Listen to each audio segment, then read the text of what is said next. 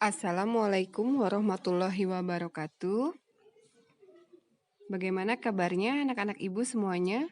Semoga semuanya selalu dalam keadaan sehat walafiat. Hari ini kita akan masuk ke dalam bab 2 yaitu enzim dan metabolisme sel.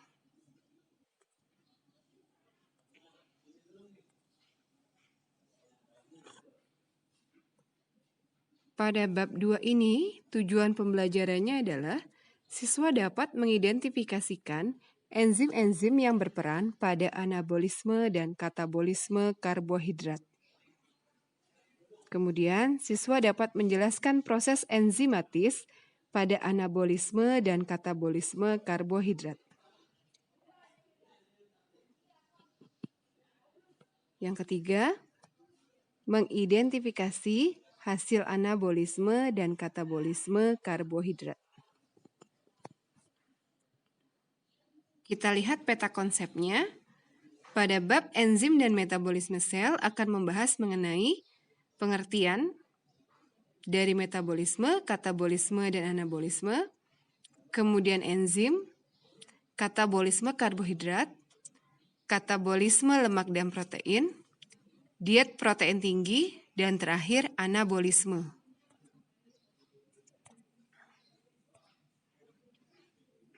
Apa itu metabolisme? Metabolisme adalah reaksi-reaksi kimiawi untuk mengubah zat-zat yang menghasilkan energi maupun memerlukan energi yang terjadi di dalam sel-sel tubuh. Metabolisme dikelompokkan menjadi dua. Ada katabolisme dan anabolisme. Kalau katabolisme adalah reaksi penguraian senyawa-senyawa kompleks menjadi senyawa-senyawa yang lebih sederhana dan menghasilkan energi. Atau dengan kata lain disebut reaksi eksergonik. Sedangkan anabolisme adalah reaksi penyusunan senyawa-senyawa sederhana menjadi senyawa yang lebih kompleks dan memerlukan energi, atau disebut reaksi endergonik.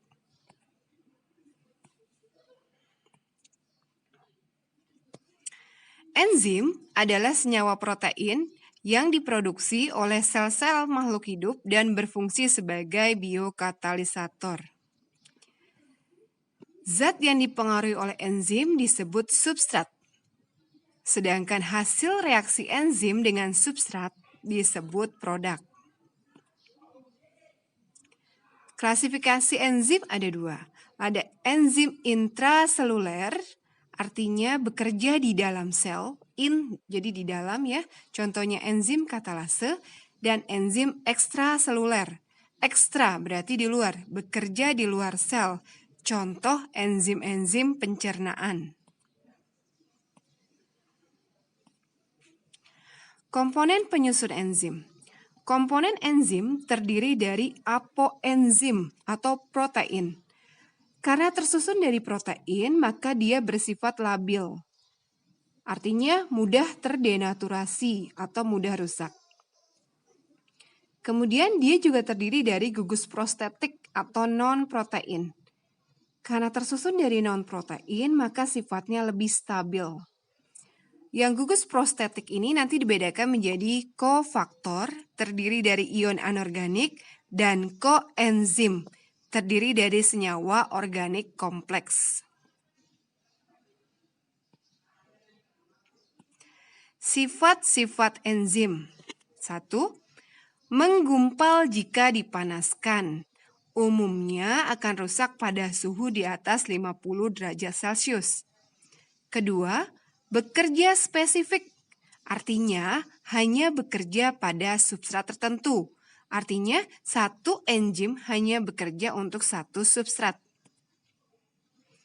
Yang ketiga, berfungsi sebagai katalis yang akan mempercepat reaksi dengan cara menurunkan energi aktivasi. Keempat, dapat digunakan berulang kali karena tidak ikut bereaksi. Enzim diperlukan dalam jumlah sedikit. Umumnya bekerja bolak-balik atau dua arah. Itulah sifat-sifat enzim.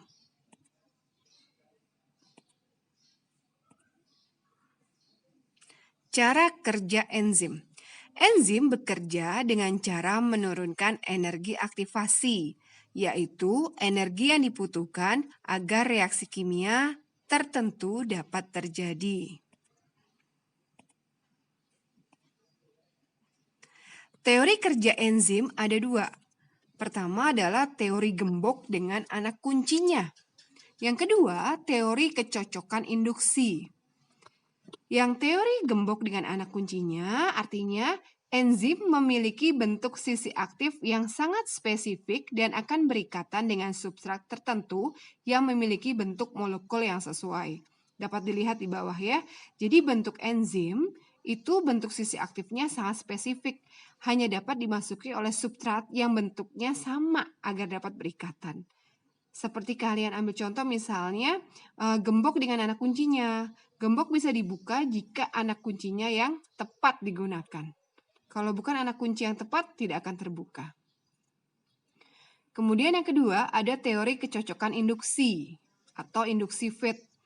Enzim memiliki bentuk sisi aktif yang fleksibel dan akan termodifikasi menyesuaikan bentuk substrat. Jadi di sini sisi aktif enzim ini fleksibel. Nanti dia akan mengubah bentuknya ketika berikatan dengan substrat.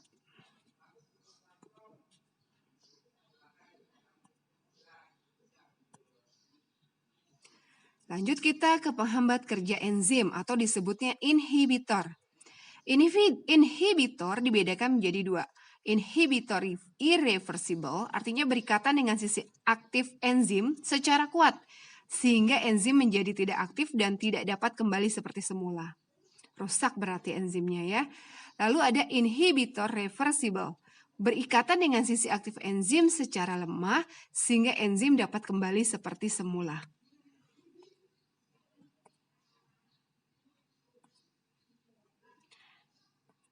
Inhibitor reversible dibagi menjadi dua jenis.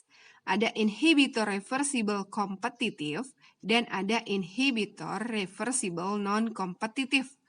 Kita lihat ya, yang inhibitor reversible kompetitif.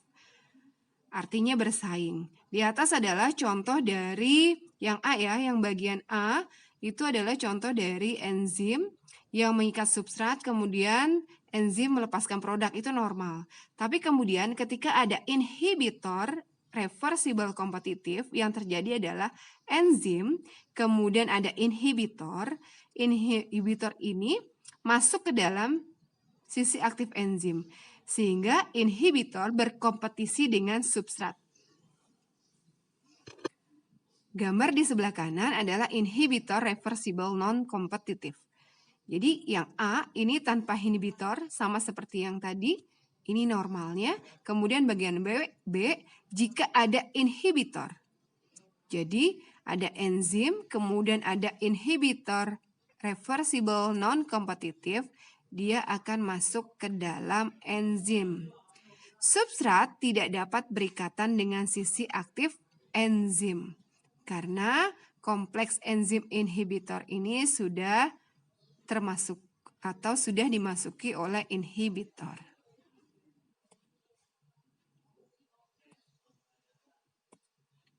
Faktor-faktor yang mempengaruhi kerja enzim. Satu adalah suhu. Kedua, derajat keasaman atau pH. Ketiga, inhibitor atau zat penghambat. Keempat, aktivator. Kelima, konsentrasi enzim. Keenam, konsentrasi substrat. Ketujuh, zat hasil atau produk. Itulah penjelasan mengenai enzim pada pembukaan bab kedua. Semoga kalian dapat memperhatikan dengan seksama. Assalamualaikum warahmatullahi wabarakatuh.